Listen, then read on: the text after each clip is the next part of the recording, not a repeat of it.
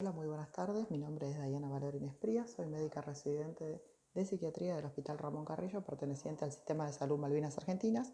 En el día de hoy vamos a ver la clase de trastornos de personalidad. Al igual que vienen viendo con mis colegas en las clases anteriores, vamos a iniciar con algunas definiciones y después nos vamos a adentrar de lleno en la clase. Inicialmente lo que vamos a ver es la definición de la palabra persona. Según la Real Academia Española, una persona es un individuo de la especie humana, es decir, contempla lo que es la singularidad de cada individuo de la especie. Pero la raíz etimológica de la palabra persona viene del latín personare. Personare significa resonar o hacer sonar a través de. Personare alude a las máscaras del teatro griego que utilizaban los actores, las mismas que vieron en la diapositiva anterior, ¿sí? Esas máscaras son las que se las conocía como personare.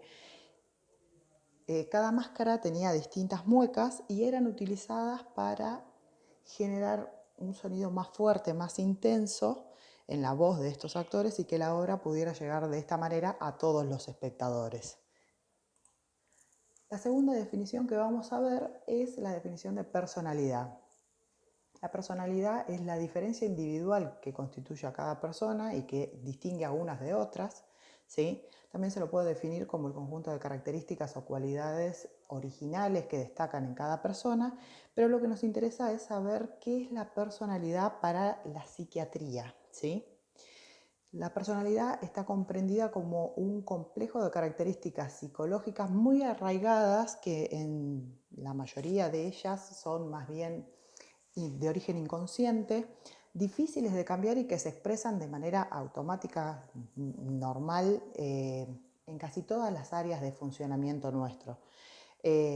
Los rasgos estos no surgen de manera azarosa, sino que vienen condicionados, por decirlo de alguna manera, a través de los determinantes biológicos comprendidos dentro de lo que es el temperamento y más bien determinantes del entorno en el que uno se va formando, de las experiencias, del aprendizaje que uno va teniendo, y eso está comprendido dentro de lo que nosotros llamamos carácter, ¿sí?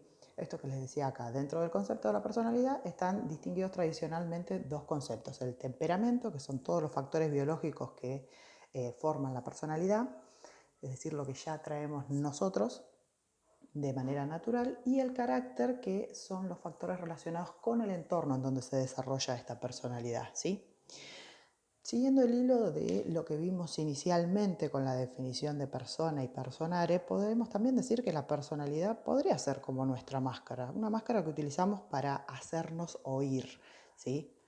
De alguna manera todos tenemos distintas versiones de nosotros mismos y es como si nos fuéramos poniendo y sacando la máscara para adaptarnos a distintos contextos, ya sea el contexto familiar, laboral, con unos amigos, ¿sí?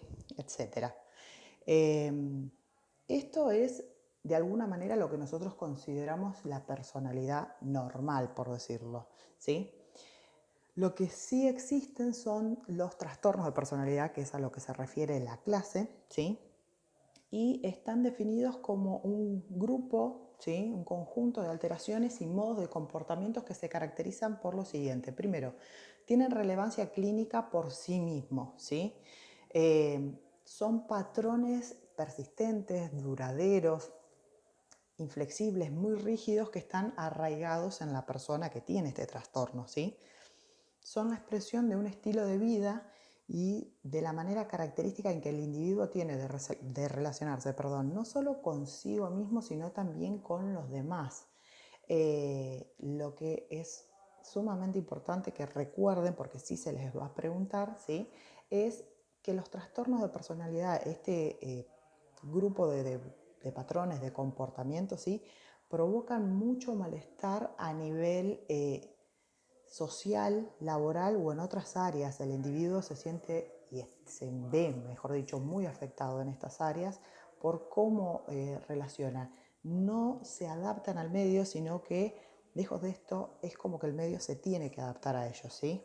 Estos patrones son estables y de larga duración y van a ver que inclusive en los criterios diagnósticos de cada uno de los trastornos de personalidad El origen, ¿sí? El inicio de estos trastornos se remonta en general a lo que es la adolescencia o al principio de la edad adulta, ¿sí? Y lo que es muy importante también, y que van a verlo dentro de los criterios diagnósticos, es que el trastorno en sí, con sus características, ¿sí? No puede ser atribuido a ningún otro trastorno mental, ¿sí? Ni tampoco puede ser atribuido a efectos directos de una sustancia, de una droga, de un medicamento o de una enfermedad médica, ¿sí? Muy bien.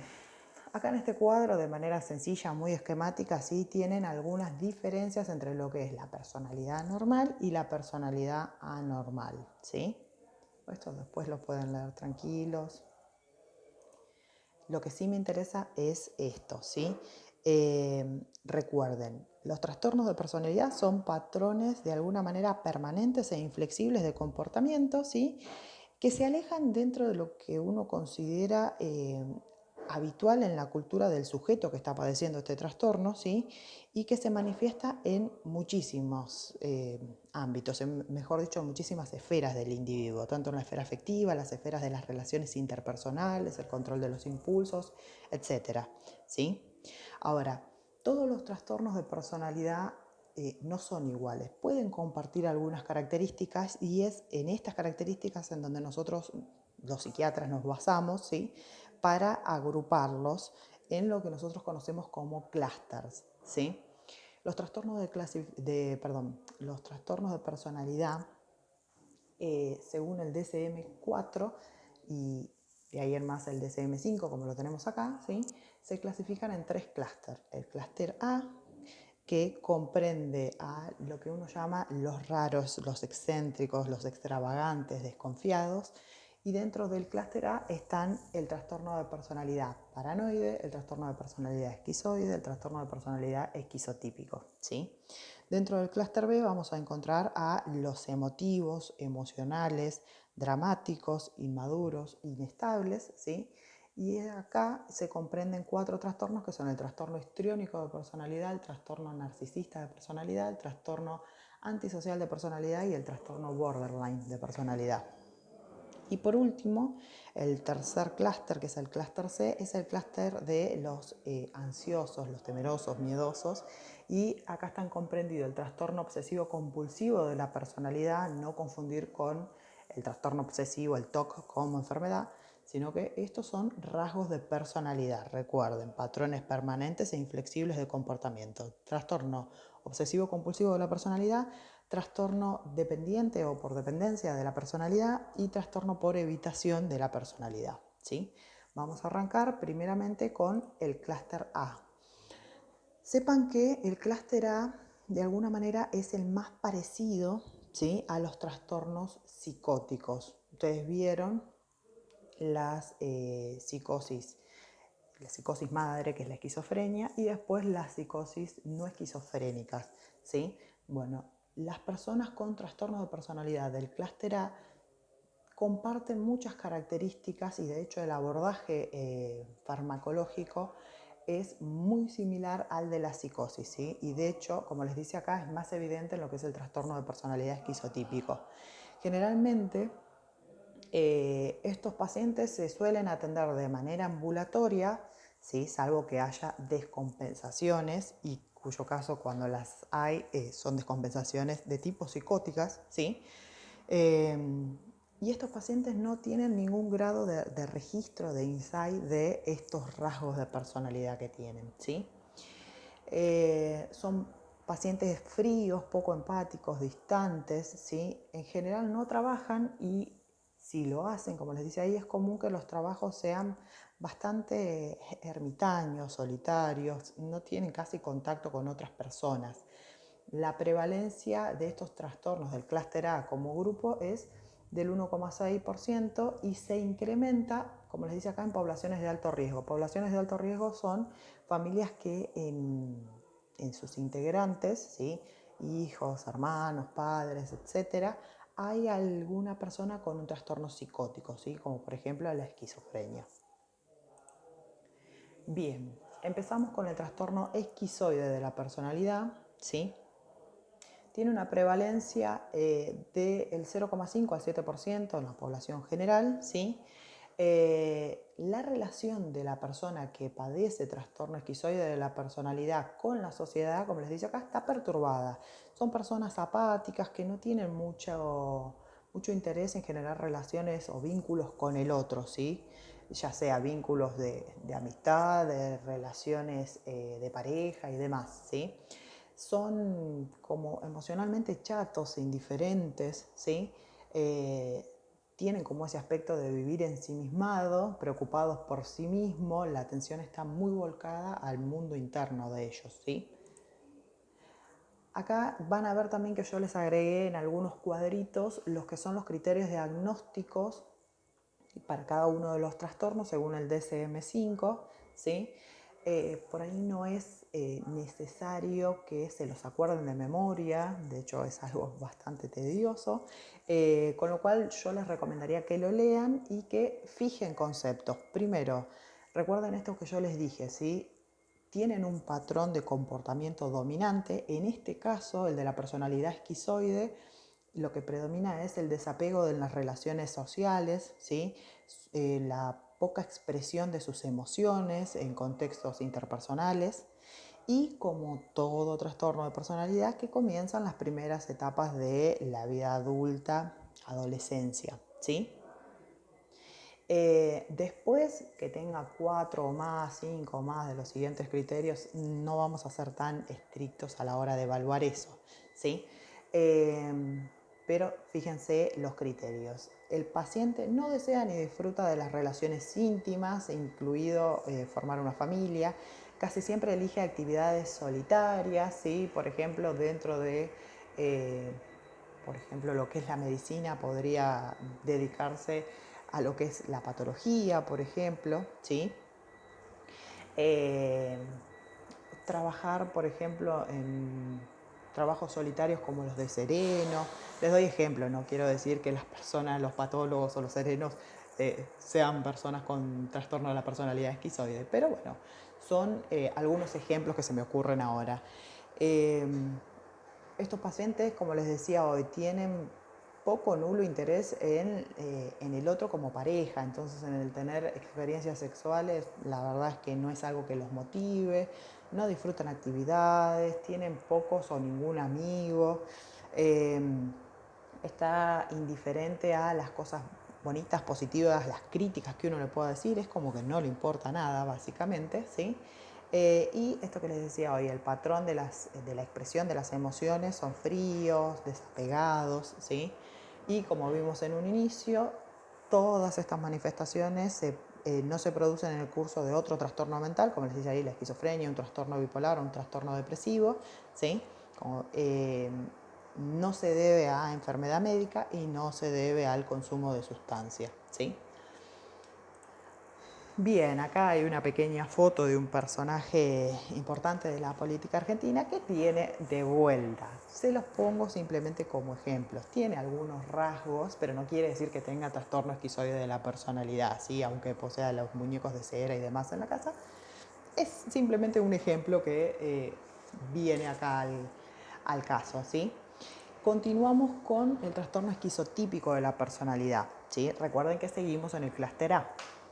El trastorno esquizotípico presenta una prevalencia un poquito menor, del 0,5 al 5%, y son personas que, al igual que el grupo anterior, carecen de empatía por el otro, pero algo de las relaciones con sus familiares de primer grado o familiares más cercanos todavía mantienen, ¿sí? Lo que sí es llamativo y que lo diferencia bastante del grupo anterior de los esquizoides es que los esquizotípicos son más raros, más bizarros, ¿sí? Tienen conductas más extrañas, más excéntricas. Los esquizotípicos, ¿sí?, son los más parecidos a los pacientes con esquizofrenia, si se quiere, ¿sí? A nivel cognitivo, estos pacientes pueden poseer un pensamiento mágico, extravagante, ¿sí? Pueden referir que tienen telepatía, clarividencia y de alguna manera expresar incluso ilusiones corporales, ¿sí? Estos pacientes sí son pacientes que tienen un elevado riesgo de desarrollar esquizofrenia en algún momento de la vida. Esto que yo les decía recién, ¿sí? Son los más parecidos a. cuando se descompensan estos trastornos, se descompensan hacia la esquizofrenia, por ejemplo, los ejemplos que les voy a poner ahora en algunas imágenes, ¿sí? Lo mismo de recién, acá está el cuadrito con los criterios diagnósticos del DSM-5 para el trastorno de personalidad esquizotípica, ¿sí? Recuerden, acá lo que predomina son las deficiencias en las relaciones interpersonales, a nivel social, que tienen distorsiones cognitivas, perceptivas, son excéntricos, pacientes raros, ¿sí? Y que, de vuelta, que se sepan todos los criterios, nadie los va a matar por no saberse todos los criterios, pero es que tengan una idea de cuáles son estos. Hay ideas de referencias, creencias extrañas, pensamiento mágico, experiencias perceptivas inhabituales, ¿sí? Discurso extraño, pensamiento extraño, suspicacia o idea paranoide, ¿sí? El comportamiento del afecto es inapropiado, no tienen amigos, ¿sí? Más que nada recuerden esos, que son más raros, son más bizarros estos y que son los más parecidos a la esquizofrenia. Y lo que les decía hoy nuevamente, estos rasgos no se ven dentro del curso de la esquizofrenia, del trastorno bipolar o de alguna otra alteración mental, de algún otro, trastorno mental, ni tampoco se deben al consumo de sustancias ni a enfermedades médicas. Acá lo que les decía, algunas de las imágenes de posibles trastornos de personalidad esquizotípicos, ¿sí? Otros, ¿sí? Obviamente, cuando a rasgos de personalidad que uno ya trae se le suman el consumo de sustancia y demás, existen las posibilidades de descompensaciones, pero lo que tienen que recordar es que todo trastorno de personalidad que se descompensa, ¿sí? A diferencia de, como por ejemplo vieron en la esquizofrenia, que una descompensación psicótica en la esquizofrenia, un brote en la esquizofrenia, cura dejando secuelas en lo cognitivo, en lo afectivo, en lo volitivo, las descompensaciones de los trastornos de personalidad curan y restituyen al íntegrum, ¿sí? Aunque, como vimos al inicio, existe la posibilidad, y más en estos pacientes, en los pacientes con trastorno esquizotípico de la personalidad, ¿sí? Tienen mayor probabilidad de generar una esquizofrenia a largo plazo. Bien, por último, dentro del clúster A tenemos al trastorno paranoide de la personalidad. La prevalencia en este caso es del 0,5 al 3%. Son personas sumamente desconfiadas, suspicaces ante los demás. Sienten que los hombres, las personas, llevan consigo oculto algo, están tramando algo contra él. El paciente está permanentemente en estado de alerta, en guardia. Son pacientes, como les decía, desconfiados, rencorosos, sumamente sensibles, ambiciosos por momentos, ¿sí? Y en este caso, el diagnóstico diferencial principal con el trastorno paranoide de personalidad es el trastorno delirante crónico que cursa con ideas de perjuicio, ideas paranoides, que es la paranoia, ¿sí? Recuerden, el trastorno paranoide de la personalidad, ¿sí? Es un trastorno de personalidad, un patrón permanente e inflexible de comportamientos que se manifiesta en distintas esferas. En cambio, la paranoia es un trastorno delirante crónico, ¿sí? Es una psicosis. Bien. Lo mismo, los criterios diagnósticos del trastorno de personalidad paranoide, ¿sí? El patrón que predomina es la desconfianza, la suspicacia intensa ante los demás, ¿sí? Que en general son sospechas sin una base fundada de que los demás van a causarle daño o que lo van a decepcionar, preocupación con dudas injustificadas acerca de la lealtad o confianza de amigos, colegas, poca disposición a confiar en los demás, lectura encubierta de significados denigrantes o amenazantes en comentarios o actos sin malicia, rencor persistente, no olvida si alguien lo ha insultado, lo ha agredido, ¿sí? Sospecha recurrente de, ¿cómo decirlo?, de infidelidad de la pareja, ¿sí? Y lo mismo para todos los otros trastornos, no se debe a enfermedad médica, a consumo de sustancias, ni se explica mejor por ningún otro trastorno mental. Un ejemplo de trastornos de la personalidad, ¿sí? Nuestra querida Lilita, diciendo que hace 5 años viene diciendo que se está constituyendo un fascismo acá en la República. Y por último, un cuadrito comparativo entre los 3 trastornos de personalidad del clúster A, el esquizoide, el esquizotípico y el paranoide, con relación al tipo de relaciones interpersonales que mantiene, los patrones de comportamiento y demás, ¿sí? Esto chúmenlo como para que les quede una idea. Ahora continuamos con los otros clústeres.